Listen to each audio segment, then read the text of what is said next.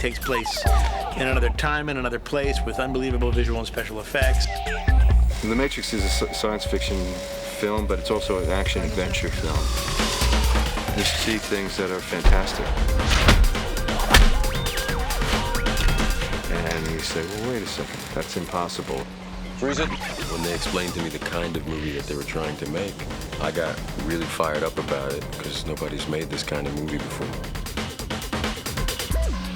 Synthesizing evolution, acting in the construct, giving flesh to a cartoon, soul to a machine. The movie takes place somewhere in the distant future. It is a time when computers rule the world. You have a world of people who believe they're real, but actually they're not. They're living inside a computer program, and there are a number of other people within that who are trying to liberate those people from their captivities. It's about the idea we take everything for granted. And other times it feels like it's about hope and love and belief.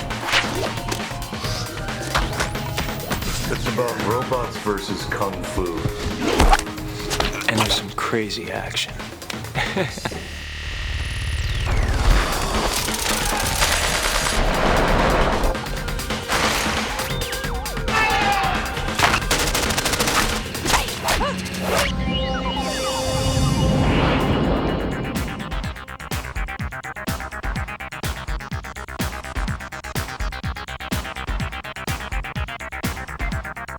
Sydney's a beautiful town. I gotta tell you, I've never seen nothing quite like it. What unemployed actor wouldn't want 5 months in Australia? That's better. Filming on a location in Sydney is actually a pleasure. We're in a great city that's got a lot to offer and a very professional crew. Well, here we are in Sydney in a beautiful new facility. This stage is literally brand new. We're the first movie in the stage, and we moved in here to build these sets. The paint was wet on the walls. I mean, it literally, do not touch the walls, they're wet.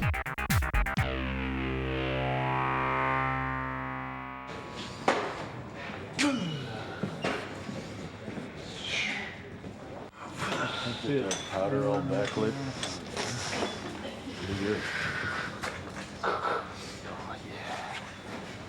Is it okay if I kind of come forward?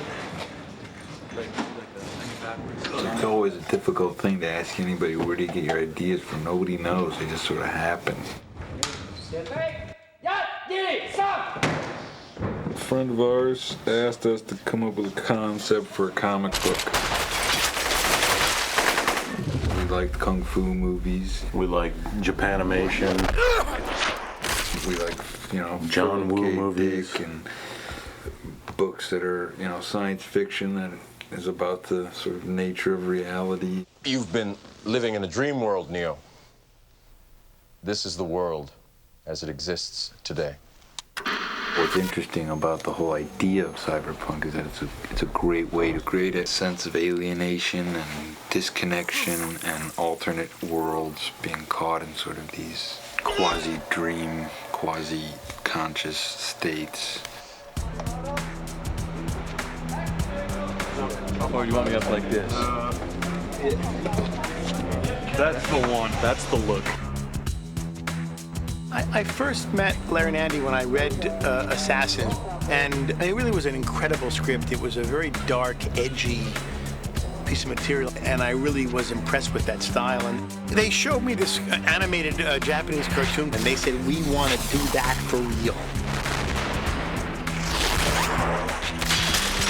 And and that was an incredible idea to me. I mean, to actually see that animation come to life, and believe me, essentially it has.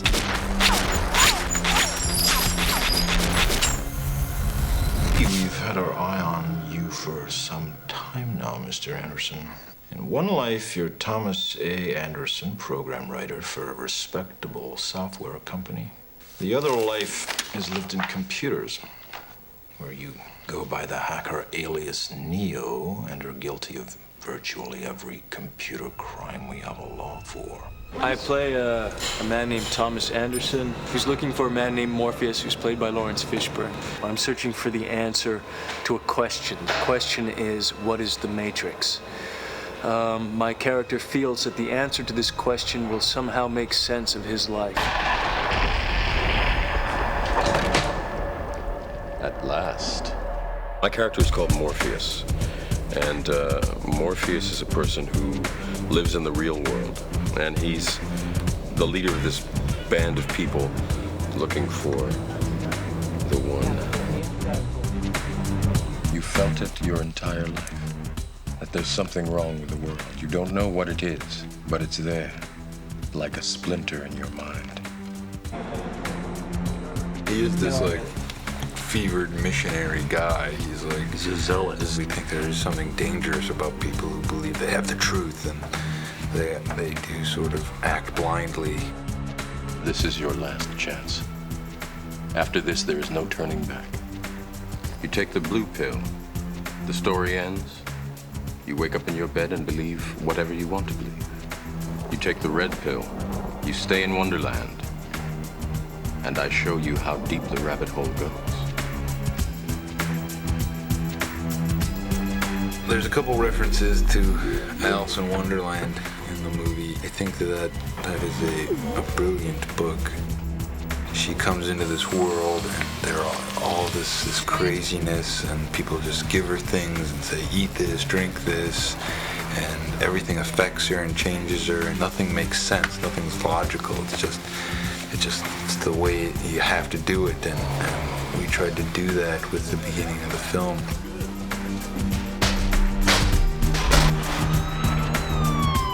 The thing that I love about Trinity is that I'm portraying someone who's really, really strong and who has a real mission and a real purpose. Can you fly that thing? Not yet. Operator. Tank, I need a pilot program for a B-212 helicopter. She's a warrior, yet I don't think that she's lost being a woman. Son. Oh, shit. Agent Smith is the law enforcement, and he's a seemingly invincible machine who develops these wonderful human frailties. There was an accident. Goddamn car accident. Cypher was a strong disciple of Morpheus, but now I've had second thoughts. Did he tell you why he did it? Why you're here? Jesus. What a mind job. So you're here to save the world.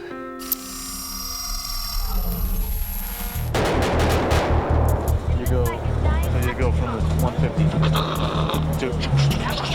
Speaking about Larry and Andy together as a pair, as a team of writers, I liken them to the Brothers Grimm. I have to imagine that that's what the Brothers Grimm were like. Oh, God. Somebody's going to be here. They work very well together. They've got a wonderful sense of humor. So you do get a dialogue happening that is normally just within the one director's head. So it's normally one director talking to themselves, working out a problem, and then expressing their solution to that problem. Whereas with Larry and Andy, you'll see the dialogue going on. Just like real guys, and there's none of that kind of Hollywood thing is not evident at all. You know, they're from Chicago, you know. They wear shorts, they wear baseball hats, they watch basketball games, they love movies, they love, you know, they get so excited. There's nothing greater than doing a scene for them and for them to get excited. One day, one day I will no longer just be a computer nerd. I will be a superhero. They seek and search for clarity. They're very thoughtful, and yet they're very they have a wonderful sense of humor.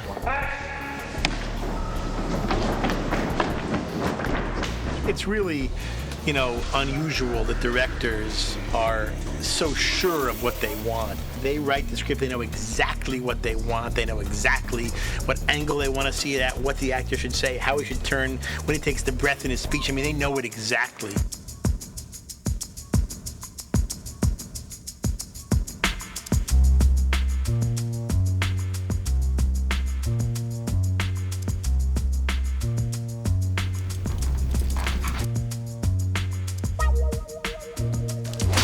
brothers had storyboards of fight sequences that they wanted to see, certain punches and kicks and flips that they wanted to see.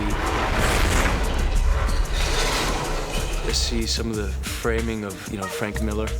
There are some Japanese angles and perspectives in it.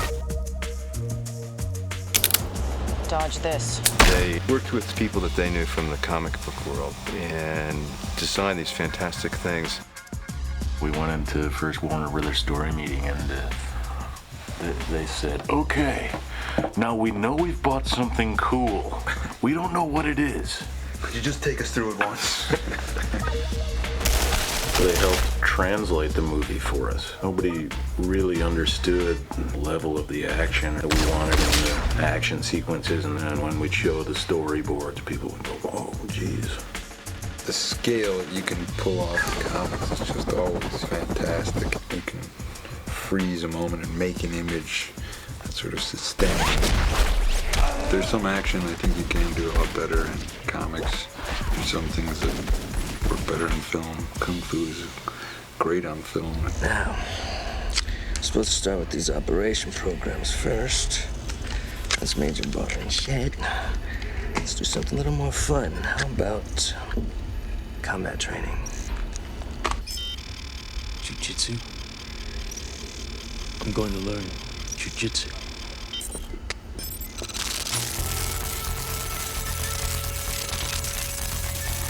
And action!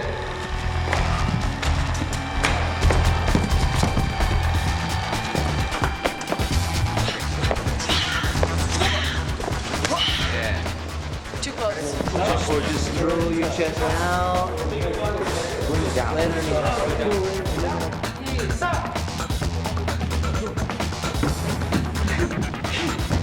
We wanted to do the action differently, and one of the things that we love about Hong Kong action is the way that they shoot fight scenes with long takes and wider angles.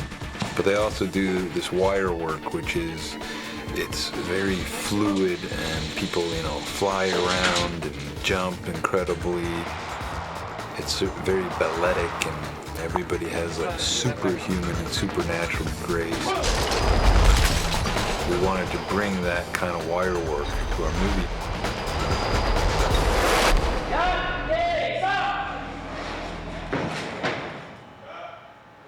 You don't have to go up so high like you're reaching for. More out.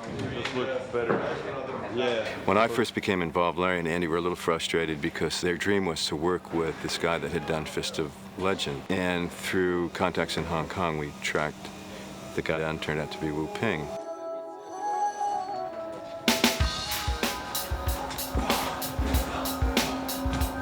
Wu Ping rocks. He's one of the best. We love his movies. We've been watching them for years.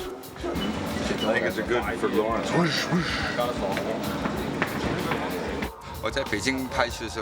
He said, I really don't know how they got my number and about me. All that he knew is he was in Beijing making a movie and got a call from Hong Kong saying that the two brothers were really interested in talking to him.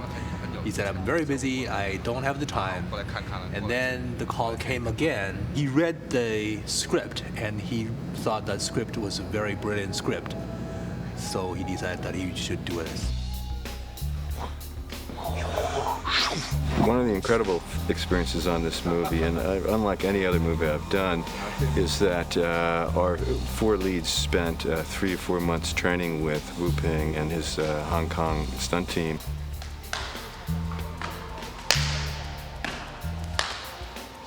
These aren't athletes, they're actors.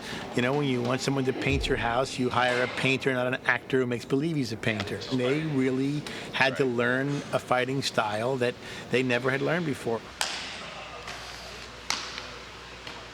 It was a tremendous hardship, but it is evident on the film when you see it that that's Lawrence and that's Carrie Ann and that is Keanu in those scenes doing that stuff, and it's astounding.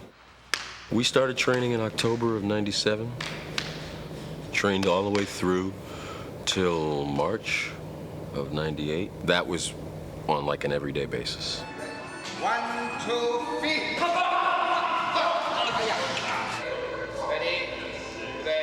It was a very involving, exhausting process, which I initially thought we were going to be doing Kung Fu for maybe 4 or 5 weeks, something like that. And it ended up being months and months of training. The interesting thing is in the challenge. And the challenge is how we can make these people look as though they know they are born with the skills. We all sort of have our own person that is sort of our teacher. And my teacher's name is Ma Dai. He really held my hand in the beginning and was very hard on me at the same time. Chu is Keanu's main guy, and Chu doesn't speak any English. Then we have Dion, who oversees all of us, and he speaks better English than the rest of the guys. And he sort of our go-between Wo Ping and us.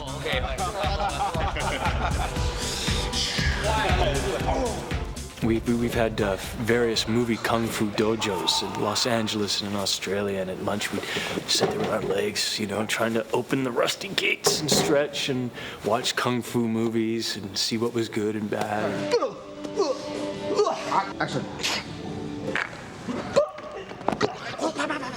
I really didn't know if I would be able to do what they were asking me to do. I was going every day and getting on the wires and being lifted up just to get the feeling of being lifted up on the wire, and then, you know, practicing sort of getting up the wall and then having the wall padded and then going along the padded wall and then them taking the pad off and me being terrified. Like, I couldn't do the wire that day, the day they took the pads off the wall, because I was so afraid. He's very inventive and organic the way he works, and you know, you must have your own style, but you also have to have, you know, and good kung fu. Initially, I think Wu Ping and the Wire team, they took us on and thought we were useless, which we were, hopeless at Kung Fu. But they slowly realized after a couple of weeks that maybe we were going to be able to get to a level where we'd be halfway decent.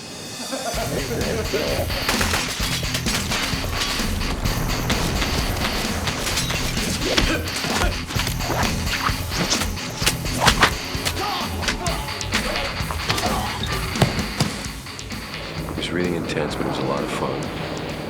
And again, it's the kind of thing that you very rarely get an opportunity to do something like this. I mean, I feel incredibly blessed to have worked with Wu Ping and his team. Okay, so what do you need? Guns. Lots of guns.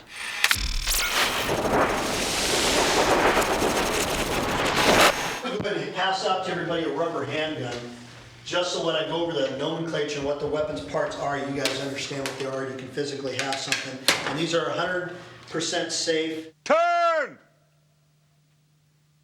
Kill! Everybody pick up your weapon and hold it with 2 hands and put it out in front of you. Almost everybody has a great position. He tried to, not do guns the way they're always done. Just a couple rounds. Now the gun's supposed to be at each other's. What are we doing? Directors! Yes. Okay. I tried to make it kind of funny. Would you please remove any metallic items you're carrying? Keys, loose change?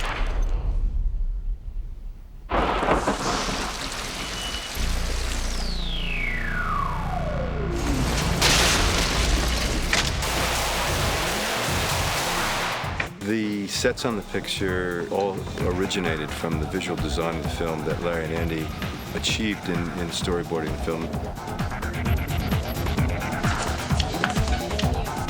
They were executed by and built and designed by Owen Patterson, who's our production designer. This film is sort of full of many, many details. An art department is trying to create an environment which is really just an illusion.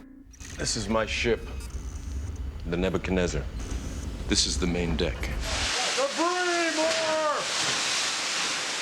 And we're trying to use contemporary technology in a sort of slightly retro fashion, and something that looks a little bit different to your archetype sort of spaceship. we've sort of fallen back a great deal onto, and utilised, as Larry and Andy wanted us to do, a lot of Jeff Darrow's drawings, which were the original conceptual thing. But we're trying to sort of promote that idea of a reality that isn't real. You'll look at it and go, oh, it's a real place, but there are these illusions sort of within it.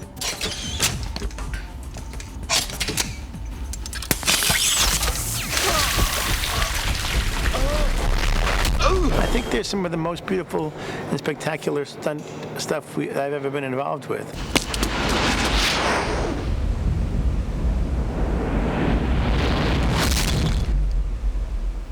Whoa. There's style and visual effects in these action sequences that has not ever been seen before.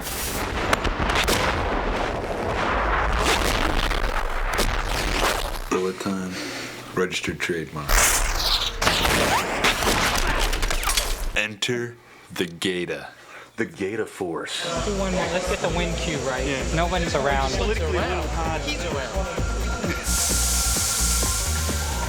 So you might want to spin around and face the subject at hand. In this particular rig, there are 120 cameras and 2 motion picture cameras set up. Bullet time is something that was conceived for The Matrix specifically. But I think it's the byproduct of the directors observing technology, and then they ask the right question at the right time. That's the money cam at the end, that last one where the bullet is basically going to come over your head. I could shoot the same exact stunt several times over. I can also do things like I can go forwards in time, but then I could also choose to stop the camera abruptly, start moving backwards against itself while the action continues to move forward. I can create a 3-dimensional construction of the object. Everything begins with a simulation, and all the math for how to shoot it works backwards from there.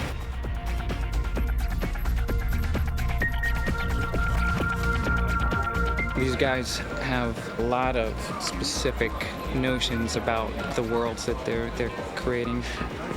And they're pretty over the top in terms of what they want. You're allowed to do things, break the rules that you wouldn't normally do.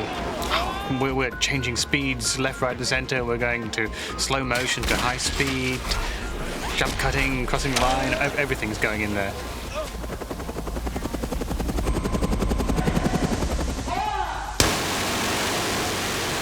To achieve what seems like a fairly simple thing to do, to fly a helicopter down the front of a building, shoot a window out and rescue someone by jumping out the window, it seems, as we'll see it in the film, a seamless object. But in fact it's been shot in 2 different buildings, it's been shot on a big set.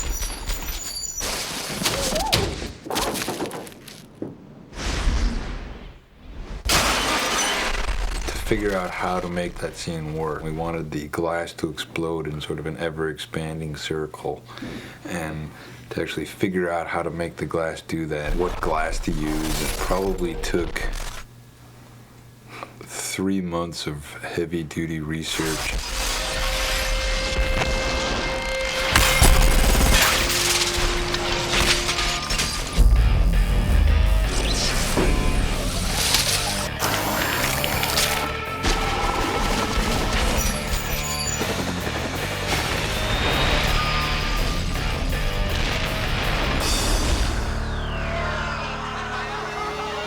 I think it's such a rare experience for a group of actors in film, maybe in theater, but in film to have been working together. We'll almost have been working together for a year by the end of this. So it's great kind of melding of heart and soul and spirit and action. Nowhere in nature. And working in a film of this magnitude has been an enormous eye-opener for me.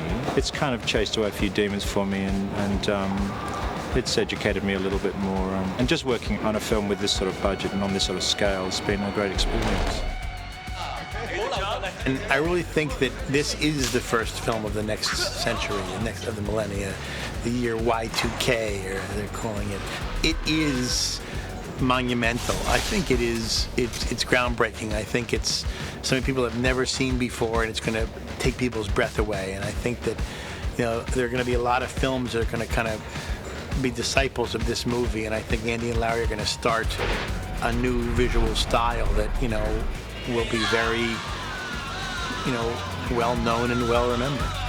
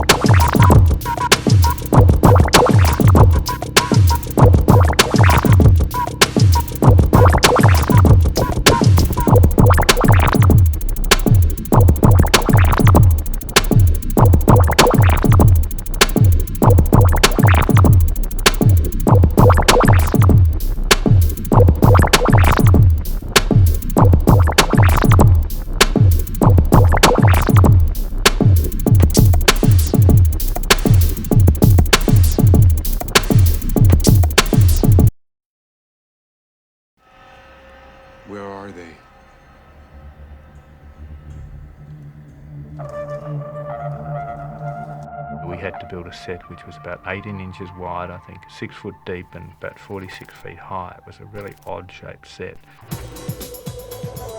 Since it was dark on the camera side, the light had to come through the top, and it had to go 4 stories and still hold its intensity without being super bright at the top and being nothing at the bottom.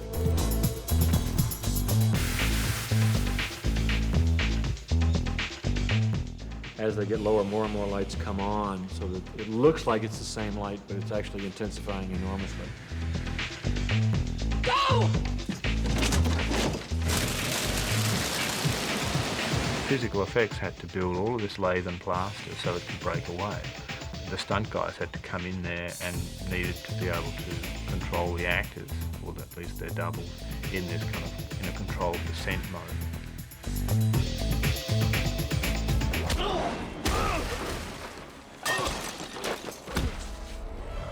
The fight in the bathroom is much scrappier than any of the other fights because it's in a confined space. We built a very basic flat-edge set, and then Wu Ping and his team went in there and rehearsed it. And it started off at one size, and eventually it was kind of like half the size.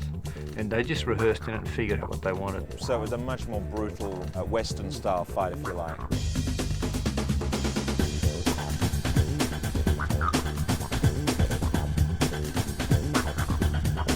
There were a few trouble spots. I have allergies, and it was in a warehouse, and it was really dusty.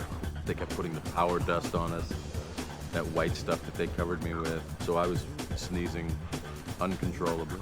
I remember changing camera angles a little bit. At one stage, we had to change a few little bits of the fight. I had to block a shot from Lawrence. Hugo's punching Lawrence's fist as he's trying to throw a punch. He steps and punches the punch. And it was very split-second timing. They did it a couple times, and then it was the third take. Wham! They hit fists, and you heard this like sort of crack, nappled crack. It was just like, I'm sorry. I thought I'd broken my wrist one day, and it blew up, and so lots of little things like that. It was actually all right in the end. I think I hit Hugo in the chest at some point. And I got kicked in the ribs, and both my ribs were cracked. But that was something, again, I didn't discover some way down the track. But it was a kind of dirty, you know, dirty fight.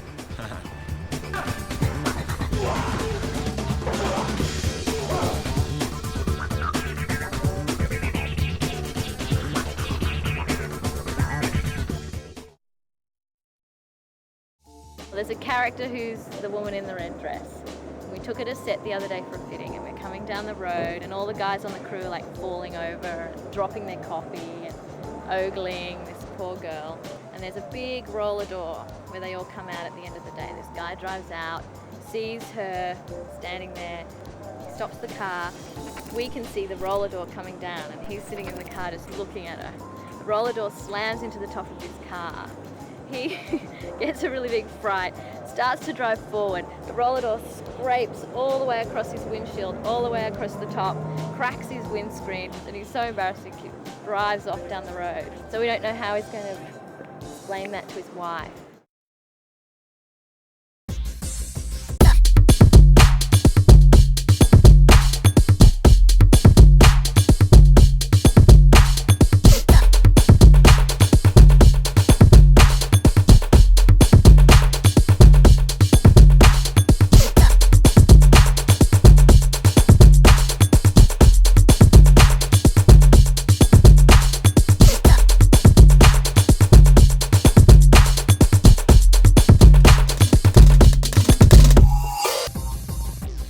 Get me the hell out of here! Got a patch on an old exit, Wabash and Lake. Help! Need a little help. Made them do 22 takes of that. What would be the right gesture? Is he looking, or is he just waiting to see if the agents are coming? Cut! My hands suck.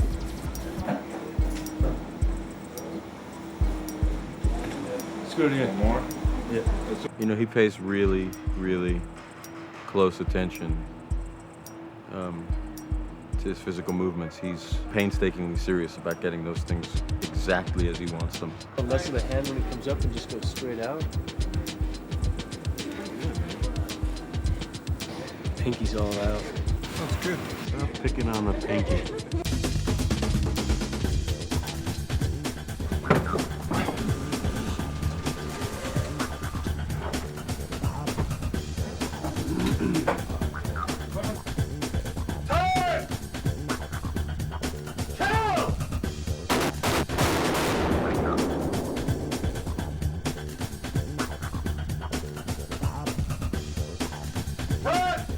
How come you always say cut? My job. That's what I get the big bucks for. Saying cuss.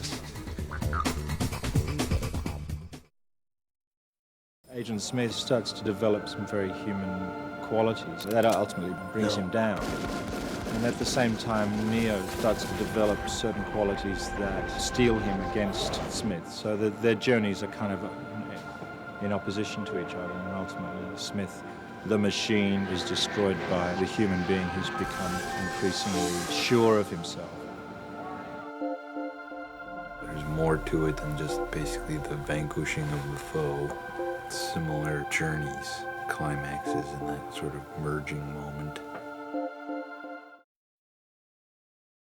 Well, very early on in training, in fact on day 2, I thought I'd done something to my leg. So we went to see a very good doctor, in fact it was Keanu's doctor, who immediately diagnosed that I had this thing that I couldn't walk, and I had an edema in my bone marrow. And I had an operation and was on crutches for 6 weeks and slowly recuperated and kind of came back into training again. It's funny because he had the hip and I had the neck. So it became how's the hip and how's the neck. This isn't a dojo, it's a hospital, it's a trauma ward. You're doing it for pain. You like that little bit of pain. No, it was no pain at all. Was that general? It was local? Spinal. Spinal, okay. So I watched the whole thing. You saw them? Yeah, I watched the operation. Ew! That man is crazy. Because you can't feel a thing. So it's okay. Someone doing this thing to this leg. It's not part It's of not you. yours. They were lifting my leg up and I was going, that's my leg, but I can't feel it.